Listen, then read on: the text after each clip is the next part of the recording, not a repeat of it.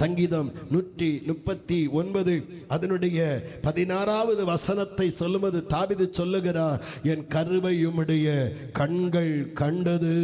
ஆமென் ஆமென். என்னை விசாரித்து அறிகிறீங்க ஆண்டவரே, என்னை பார்க்கிறீங்க ஆண்டவரே அப்படின்னு சொல்லி ஆண்டவருடைய நாமத்தினாலே அவன் அவங்க விசுவாசித்து அறிக்கையிடுவதை காண முடிகிறது.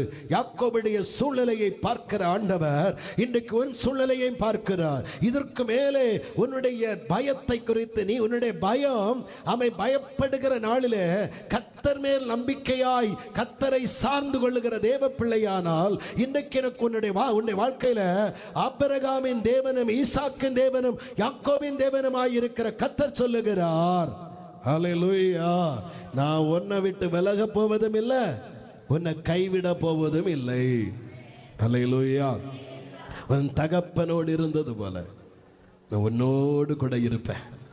ஆமா, அதான சொல்றாரு, உன் தகப்பனோடு இருந்தது போல உன்னோடு கூட இருப்பேன். ஆமா, நம்பிக்கைக்குரிய வார்த்தைகளை கொடுத்து தேற்ற ஆரம்பிக்கிறார். எனக்கு பயப்படுறீங்களா? நாளைக்கு என்ன செய்ய போற? ஐயோ வயசாகிட்டு போயிடுது, ஐயோ நாளைக்கு இல்லை, எனக்கு இந்த வசதி இல்லை, எனக்கு இந்த சூழ்நிலை இல்லை, நான் தனிமரமா இருக்கிறேன், எனக்கு துணை இல்லை, எனக்கு எந்த சப்போர்ட்டும் இல்லை, எந்த சகாயம் இல்லை. பயப்படுறீங்களா?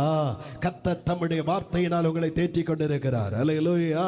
நீ விசுவாசிக்கணும். கர்த்தர் உனக்காய் தருகிற வார்த்தை, கர்த்தர் உனக்காய் சொல்லுகிற தேவனுடைய வார்த்தையை நீ நம்பி அதை ஏற்றுக்கொள்ளுகிற நிலை இருக்கணும். அவன் வார்த்தையினால் கர்த்தர் தேற்ற ஆரம்பித்தார். அல்லேலூயா. அப்ப அந்த வார்த்தையை அவன் கவனமா கேட்டான். ஆண்டவர் பேச ஆரம்பிக்கிறத பேசுனத என்ன பண்ணிட்டான்? கவனமாய் கேட்டான். அல்லேலூயா.